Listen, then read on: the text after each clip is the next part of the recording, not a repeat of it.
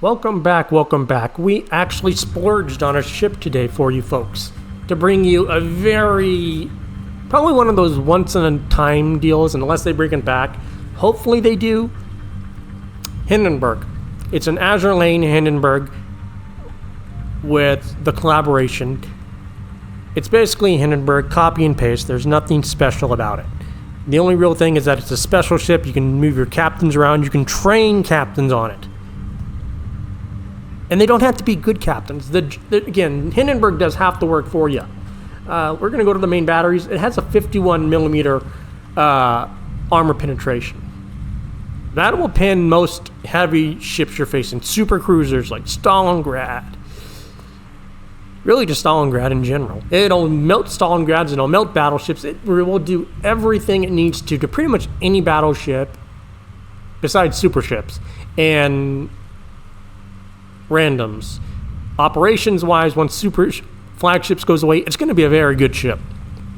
It's going to be a very strong ship also.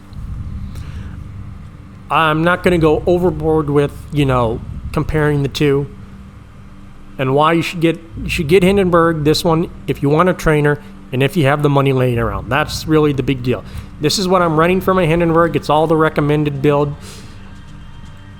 I really you can do this one, but it really depends. It just really depends on your preference, and I just have kind of decided I like this one. I might change it up and go to rudder shift at some point, but for a competitive build, to show you the true difference in builds, this is my competitive build. Significantly different. So for just operations, a standard simple build will work. And you will see me doing incredibly stupid stuff, surviving incredibly stupid stuff, and winning. So I hope you enjoy this replay, because it was one of those matches that was making me kind of sweat. Hello, welcome back. We are on Cherry Blossom with Team Grosser Kurfürst, Thunderer, Azur Lane, Savetsky Roski, a ship I am thinking about picking up. Alisas, Hindenburg, and an Azur Lane Hindenburg. Yes, I did go and spend the $123 for the ship. That's a tough one. And yes, that is a 10.5 kilometer secondary. That is because I still have some of the skills on for my Schroeder. This is my Schroeder captain. So it's fully built for Schroeder, which, and honestly, works pretty well.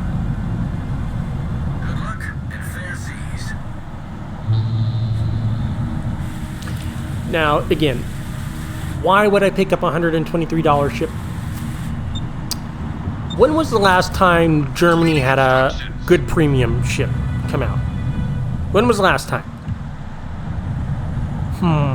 And you're probably thinking, you don't know. You don't know. Well, I'll remind you. The last German premium ships that have come out, that they have openly released for straight up purchase without loot boxes or anything, have been the Whizbang and the Hilbrand. Whizbang is basically the Tier 8 German Atlanta. The Hilbrand is basically if you mix the Azure or Azur with a flight deck and basically create a hybrid battle cruiser basically.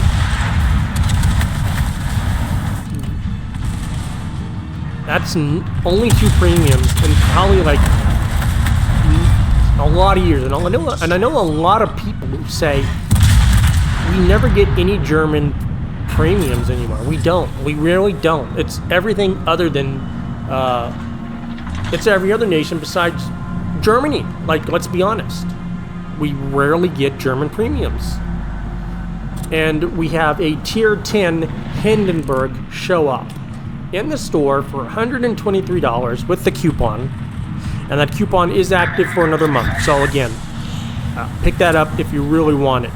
But again, Hindenburg is already a really great ship.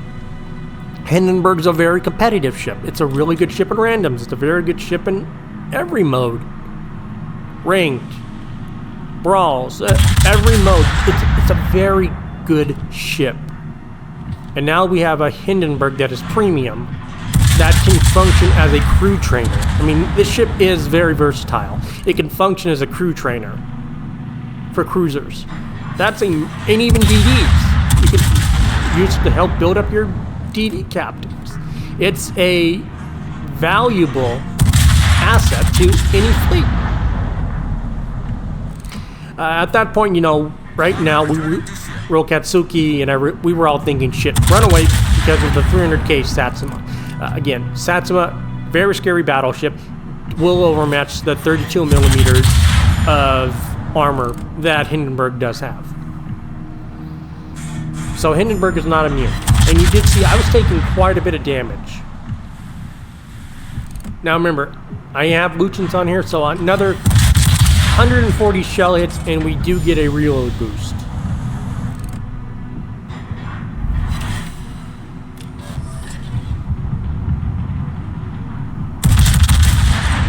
And I'm like, okay, we could farm the Satsuma, but we need to get these Yoshinos down and get into the port.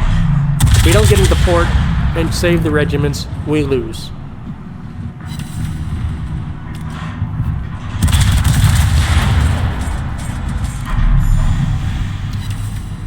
And we all know we've been there, where there's teams that are too scared to go into the port. They knock out the 3rd Regiment, and then the DDs with their rapid firing guns are still in there, stealth fire and everything, and knock out the 9th Regiment. The Savetsky goes down, and looking at the skill, okay, we're down to a 7-second reload, which is about 2 seconds shorter than what we would have, which would be 9 seconds. So for Hindenburg, that's still pretty good. It's not main's great, but it's still pretty good. And remember, German HE, really good. Remember, it has, I believe, 56 millimeters of penetration. That will penetrate most 32 millimeter warships that you're facing at Tier 10. That'll pin Montanas, the deck armor, basically everything. It'll farm basically any ship. So it's very effective. Very, very effective. Like, I've had some pretty good matches in the Hindenburg, and I love that ship. Hindenburg is probably one of the premium ships that I love. Or Tier 10 ships that I do love. So the premium version was kind of like a no-brainer to me. Because I really do love the Hindenburg. And I was like, okay, it's a premium Hindenburg. That would actually be very valuable to our fleet, because I'm aware of, you know, when was the last time we had a German premium that was actually good, that I would actually play.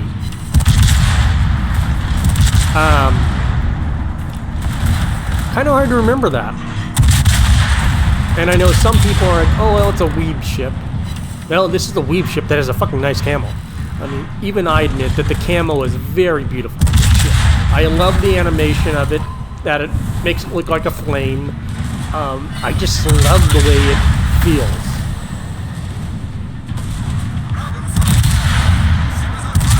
And we did DCP a fire, or double fire. Then we get a triple fire set on us. And I'm thinking, son of a bitch.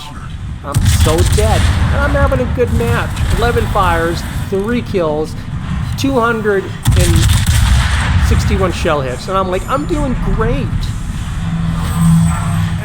And I screw up because I can't make it through this part. And I'm like, well, shit. I think if Rokatsuki wasn't there, I would have been dead. And I'm like, okay, good. The fires go out. I'm at 1100 HP. And Rokatsuki goes down. I'm going to have to turn around, and I have to go through a star flare, which will increase my detection to basically considerable amounts. And I'm like, great. Great. I'm thinking, I'm going to die. And I'm thinking, once I come out of that smoke, I'm going to be detected. And I'm like, I'm going to die. I'm going to die. And I'm like, where is he at? I'm going to die. He's going to show up right in front of me and kill me. Yep, there he is, still full HP. And I'm like, yeah, 18,000. I'm dead. There he goes. I'm down to 200 HP. 200. And I'm like, I'm so dead. I'm dead. I'm dead here. Like, I'm dead.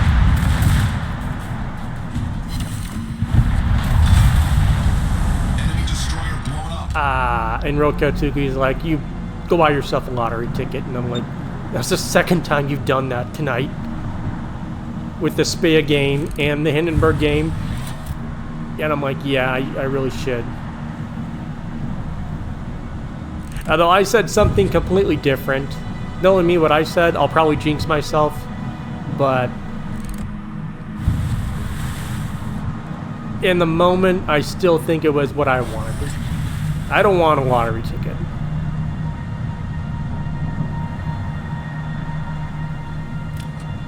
But I am just kind of like, how in the hell did I live? How in the hell did I live? And I'm just like, I shouldn't even be alive. I shouldn't. I should not be alive.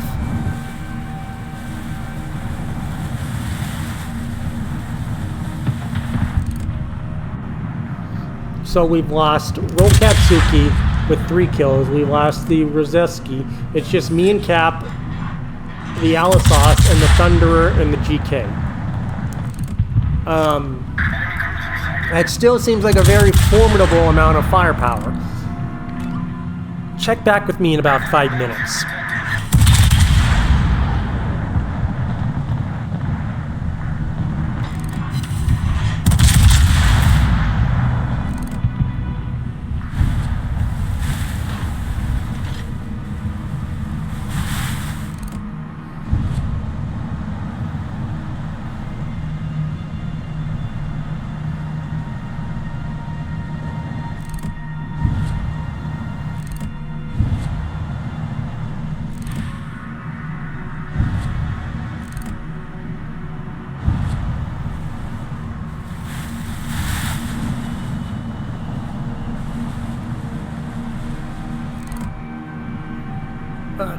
You know, I mean, I'm like thinking, I wish I hadn't used my spotter plane. I could be farming this Satsuma.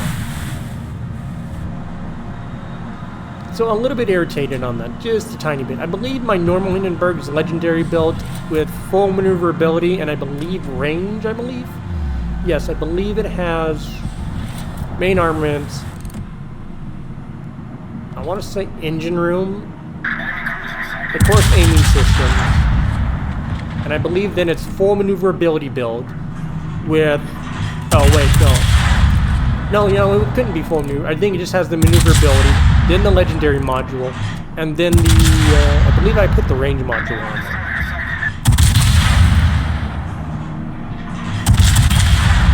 Because for that Hindenburg, I kind of focus more on a long-term kind of aspect of the game, like kind of being like, okay, I gotta live long enough to actually use it. So, you know, of course, burn things down, try to farm everything down, piss people off, basically, and then at the very end, you can push in with more HP.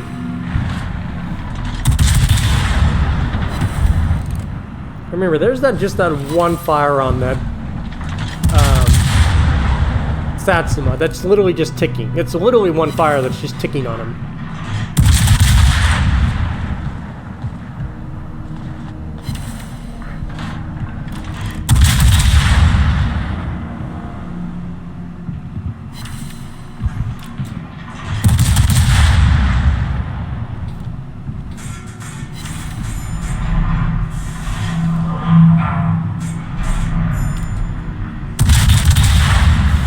Get another fire on it.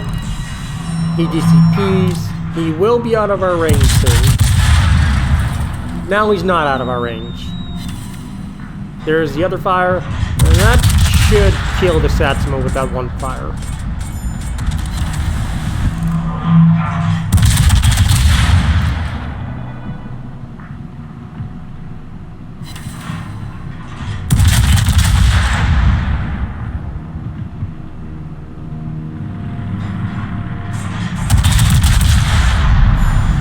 Yep, fire gets it. So we literally farmed that Satsuma down for 200,000 XP. And by farm down, you know, the fire did half the damn did 2/3 of the damage. The shell is just kind of a nickeling and diming at the death.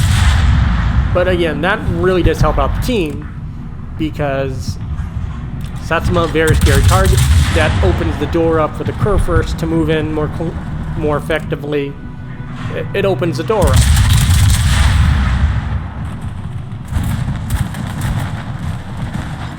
And I could have more HP, and I could sit in that, but I'm just like, I really don't feel comfortable sitting back here.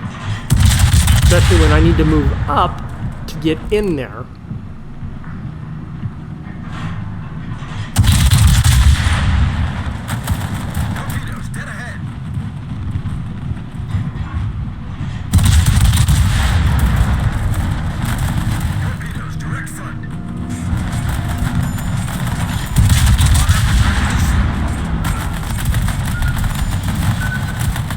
And I'm like, oh, I probably should have maneuvered to avoid that shit.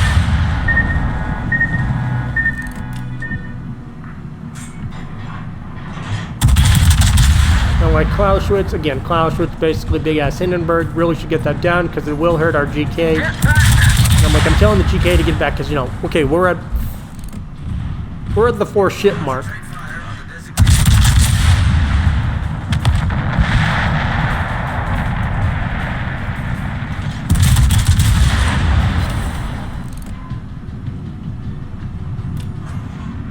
And I'm like, Cap shooting the Yoshino. I'm like, put everything on that Clausewitz. We need to get the Clausewitz down.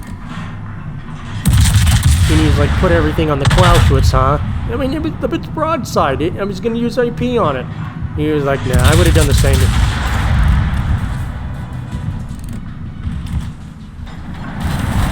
And still nothing. So I'm like, yep, just go back to HE, get the Clausewitz down, and then we'll deal with everything.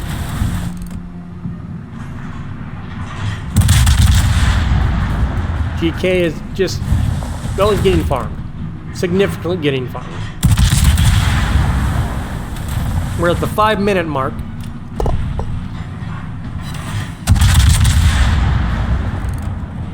Sorry, taking a drink.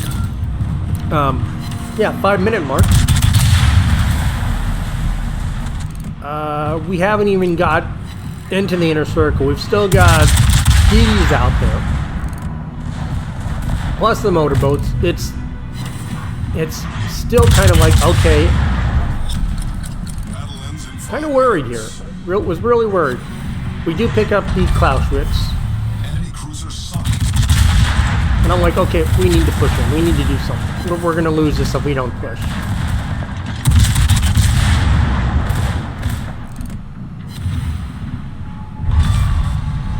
Enemy destroyer foundered. And I'm like, nope, go for the DD.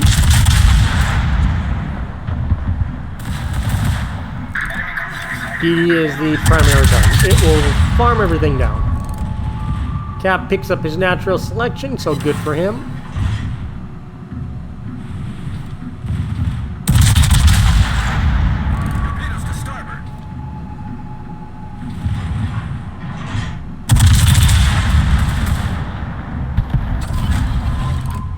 Pop my hydro because a few torps and we're dead. So we need to be very, very cautious. There's the torps, just as I thought were coming. That's our 8th kill. Enemy destroyer foundered. Now we're not in range, and we do lose a Thunderer, so we lose a start. So we're down to 4 stars. We do manage to get the Citadel and the Azuma there, on the Yoshino though. Like, but we aren't able to clear it. And I'm like, okay, just push in, get this rock between you, and just go for the airfield. Just go for the airfield. We're at 3 minutes, and it's still not won. When it gets down to this low, and if I'm not in like a battleship and I'm not just steamrolling, this is when I really start to get really worried. Like, really worried. Okay, 6 kilometers, he's at 7 kilometers. So that's pretty big. That was a gamble to drop it. But I'm like, I have no choice.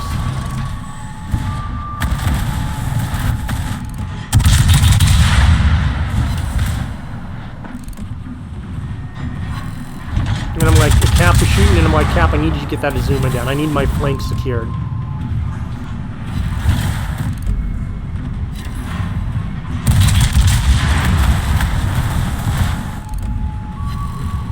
And we will be able to get the Citadel right here. Enemy cruiser foundered. And I'm like, okay, HE, get to the island, just start hammering that airfield. We're at 2 minutes.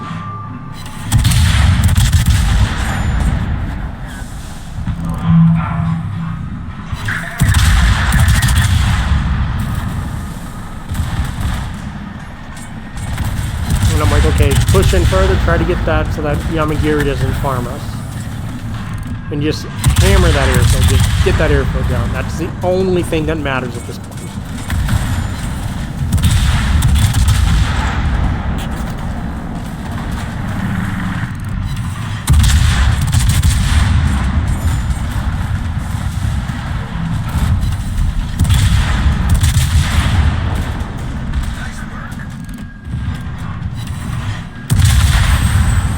And we pick up victory.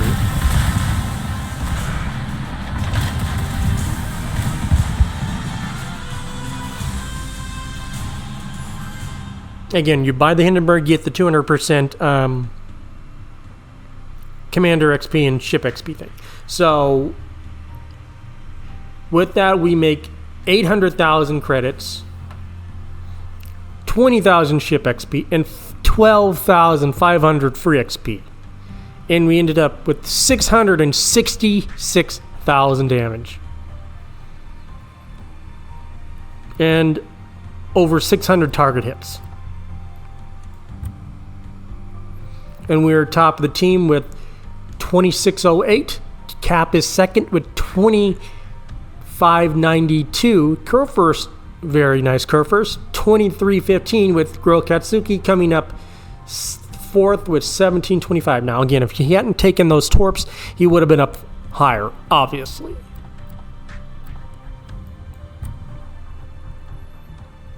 Now looking at the Satsuma, yeah, 3 fires. That one nuked it for about 63,000 damage from that one Satsuma that we farmed. So like I said, 200,000. And then the other Satsuma, 1 fire, 113k. Just 1 fire. That's it. That's all that did it. I only shot a few, shot like 80 shells at it, and literally the fire did most of my damage. Like, that's ridiculous when that fire buff is on them. Like it or debuff. That is just remarkable and just shocking that 1 fire can do that much. Looking at the damage, just solid HE all over the board. We didn't get really any armor piercing shot at us. But, you know, you look at the... sorry, my phone is going off. It's always wanting to send me notifications and everything.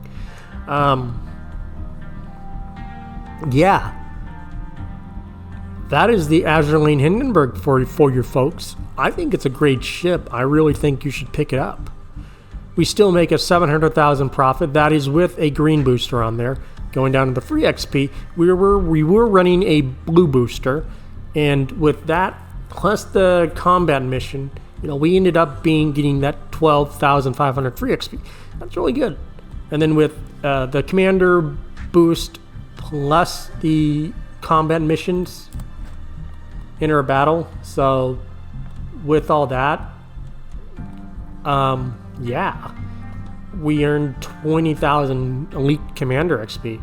So a really good first match in the Hindenburg. And it's always great when you get these first matches out of a ship you just bought, because then it kind of solidifies, okay, this ship's kind of worth it. But that is the Hindenburg for you folks.